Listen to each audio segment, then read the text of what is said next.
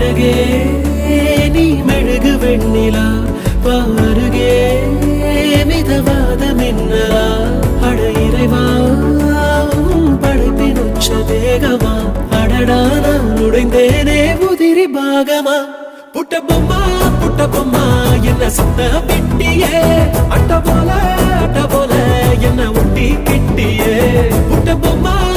பொம்மா என்ன சுத்த பிட்டியே அட்ட போல என்ன ஒட்டி கிட்டியே